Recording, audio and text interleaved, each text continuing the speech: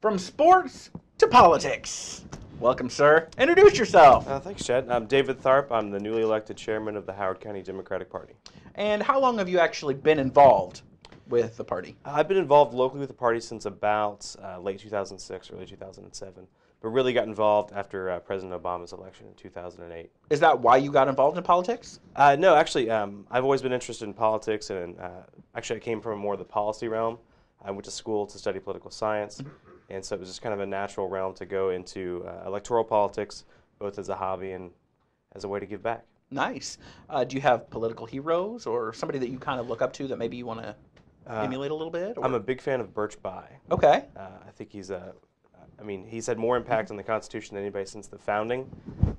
He's an upstanding guy and actually showed a path for Democrats to win in Indiana while still fighting for progressive values. So. Nice. Have you worked on big campaigns and?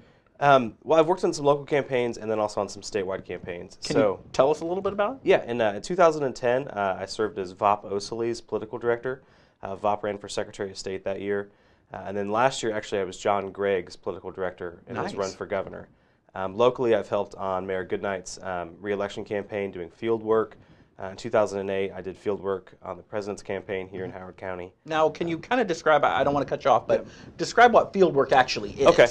Field work is probably the way that most folks who aren't involved in politics interact with politics. So field work is the door knocks, the phone calls. The better term for it might be voter contact. So it's actually having folks from a campaign or from a political party go out and talk to voters one-on-one about the issues that matter to them. So they can have a face to look at and communicate with. Yeah. It's actually the most effective way to transform undecided voters into supporters. What are challenges that actually faces our local parties?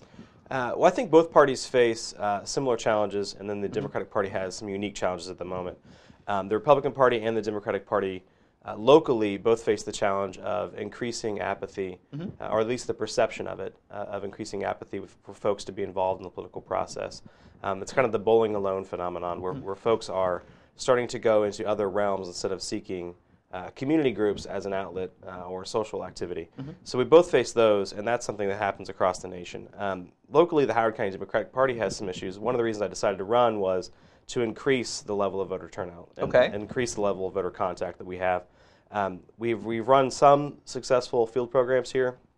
We've run some successful messaging campaigns, but I think that there are ways that we can improve on that. So, like what? Can you give an example of? Actually, yeah.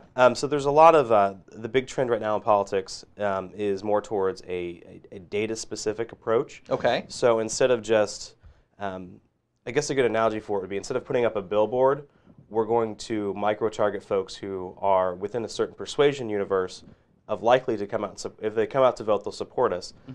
We might call these folks like sporadic voting Democrats. Okay. So instead of spending money on a billboard that hits everybody, we can actually direct mail those folks a targeted piece of literature that speaks directly to their concerns and is more likely to get them to the polls. Do you think that's actually going to be a benefit? Because honestly, to me, it sounds like there's a lot of effort put towards that. Do you think the return will be what you're expecting?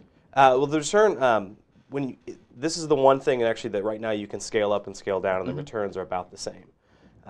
Targeting your resources saves you money in the long run because instead of spending all that money on one giant piece of advertising or one giant mailing that goes out to everybody, you can actually reduce your postage costs, reduce your advertising costs, and actually target only the specific people who that message is relatable to. So. When you're doing that, though, do you think that you are limiting your opportunity maybe to change someone's mind who maybe wasn't in favor? Well, I think you got to do both. So you've got to make sure, over the cycle of the campaign, you've got to make sure that you're both speaking to folks who, if you can get them to the polls, will probably support you. But then also you do have to build coalitions and find new groups of people who will agree with you if they can talk to you about the issues, get their questions answered. So I think you have to do both. I think that that's the difference in what a party as an organization can do and a candidate as an organization can do, or their campaign. So a lot of those, finding that specific group of people who might speak to your issue, that's more on the candidate side than on the party side. What your side is. And one of the things I want to do is be able to help our local candidates with those targeting measures so that they can find those groups on their own and actually seek them out. And then we can help with some of the broader base to get out the vote tactics. Something that I'm trying to do a little more, even as a voter, is to get involved. What do you suggest, or how do you get that message across to people so that they understand what the policies are, how do you get involved, and how do you basically understand what your candidate or what that specific candidate is about? Well, there are a couple of ways that the folks can get involved. I think one of the easiest first ways that folks try to get on the entry level is obviously with social media. So you can follow local candidates or the local party on Facebook or on Twitter, find out information about it. Obviously, staying informed on local issues with our great local newspapers, outlets like this, that can help folks become aware of the issues. But then also, I think that the benefit of local candidates and local parties are that we're more accessible. So, I mean, if you actually do have a question about, my sidewalk in front of this house, Sure. or something like that, I mean, you can approach these folks. They're your neighbors. They're your friends. And so they're very accessible. And so that's a good way to get involved in politics or in trying to change something is at the local level, because it's so much easier because we're right here. And I think I find that true. Working in the newspaper business for so long, maybe at first I didn't really jump in with both feet, but I do feel like Greg, I'll just use him as an example, is out there. A lot of the basketball games that we were talking about, and he's very open to discussing any of the issues. Yeah, I've yet to figure out how the mayor actually goes grocery shopping, because every time I see him out in public, he's always stopped by a person, praising a project or asking about a project, and I think that's or ask for a comment, or ask for a comment by a newspaper, or wondering, I'm seeing this happen in the park. What is that? But I think that for the most part, locally, that happens across the aisle. I know that some of our Republican city council members get asked the same things, and I'm sure the folks in the county do too. Well, and a nice thing, I am partial to the Kokomo perspective, but one of the nice things that they're actually doing is when it does come down to election time, they actually break things down in columns so that people who are, I'll call myself a little uneducated when it comes to politics, can understand it a little bit better. Do you think that's beneficial? It's absolutely beneficial. I mean, if we have a robust media that helps understand the issues and break them out, and particularly when you could do side-by-side comparisons. Because locally, the parties maybe get a little closer on some things, but there are still differences in approaches and in priorities between the two parties, even at the Kokomo or the Howard County level. And so I think that the more that we can have folks actually understand what those two positions are, and what those two sides are, I think that folks will see the differences. And that's one of the things that I plan to do, is help our candidates articulate their positions and the difference between them and their opponents. And that kind of leads me into priorities for your party. What do you see ahead? Well, actually a lot of things at once. So it's a little bit like drinking out of a fire hose right now. So I mean, our top priorities are going to be starting to recruit candidates for the 2014 midterm cycle. And we have a lot of county offices up at that time. And then we also have some statewide candidates who will be running, so we want to make sure that we have an effective operation that helps them get the votes they need out of Howard County to be successful.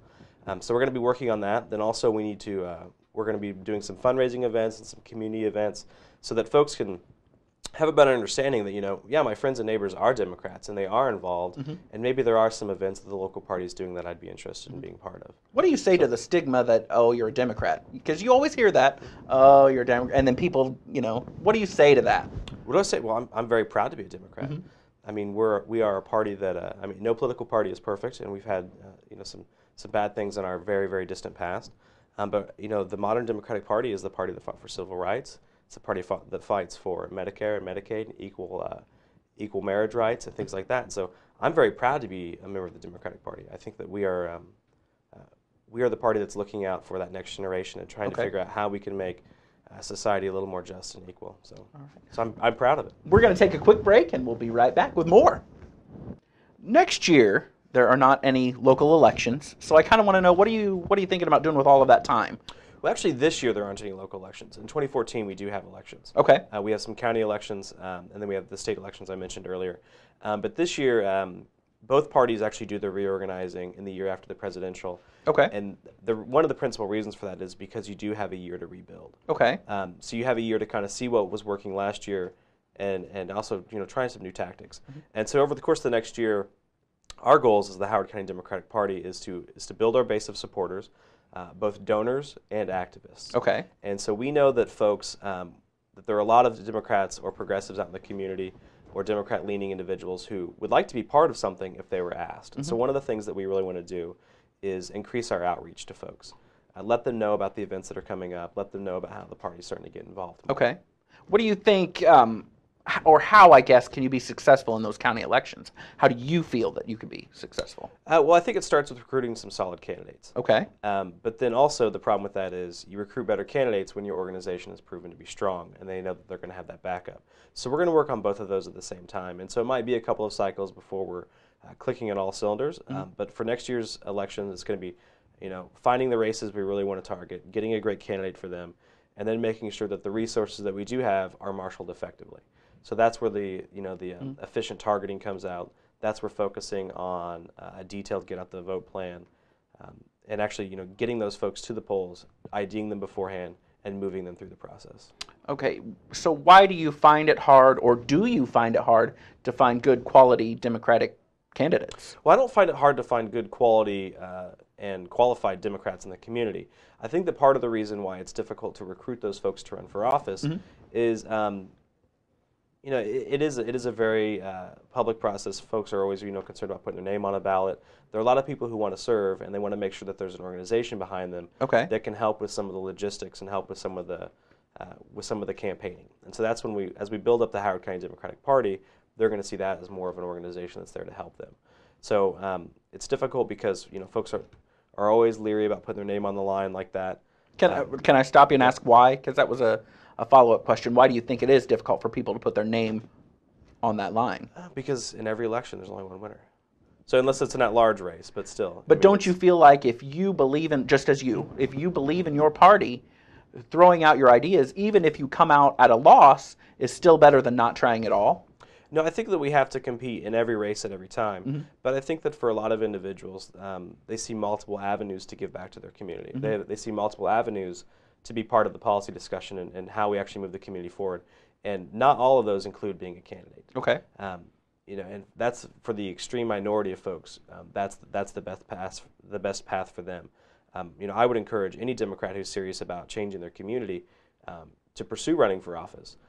But there are a lot of things that when people look at that process that might be intimidating, and so they want to have a realistic view of it. In your opinion, what is the most intimidating? Just putting your name out there, or the loss, or? I would say, I guess to me, I don't foresee a lot of those things as being intimidating aspects. But I know that when talking with potential candidates or with people I've worked with who've run before, a lot of it is just it's a whole new process, and it's a fundamentally different game than if you're not involved in it than you've ever done before. Sure. What new approaches do you think you can bring to the table to actually streamline this to make you guys the powerhouse that you're talking about? Well, again, increased our donor data, our donor base.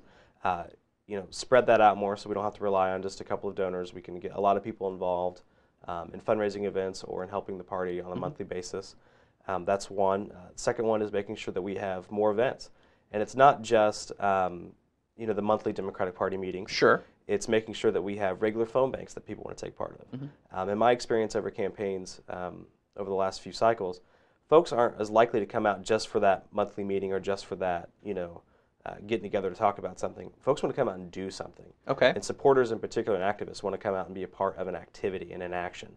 And so the more opportunities like that we can do, phone banks, canvases, even during years like this where we can be reaching out to our base, getting their ideas, the things they want to see to the party, there are going to be a lot of people who respond positively to that. And is there anything in your approach that you're going to be able to, I know you talked about streamlining and getting down to that base to talk instead of just throwing out that fishing net.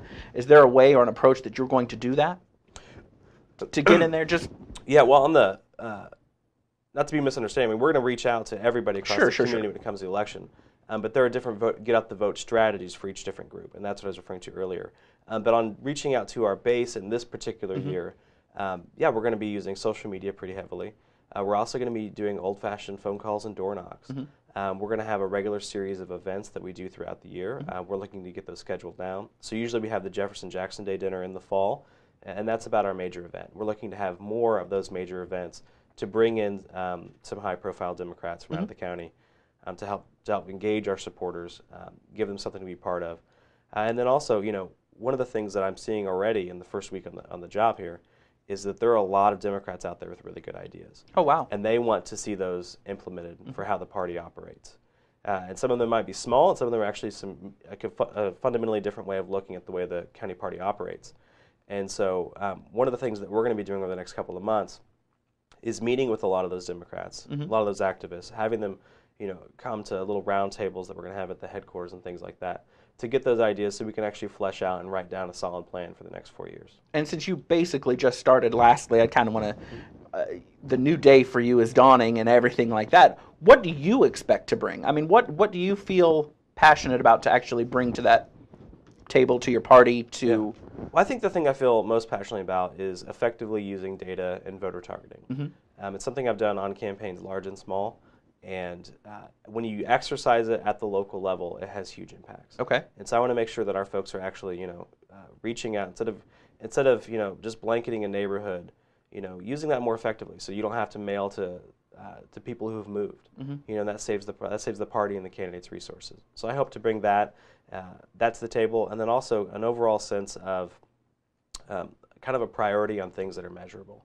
And so, when we're going to talk about a data-driven campaign or a data-driven county party organization, we have to make sure that we're actually, every action that we do, we can look at that and see if it was effective or not.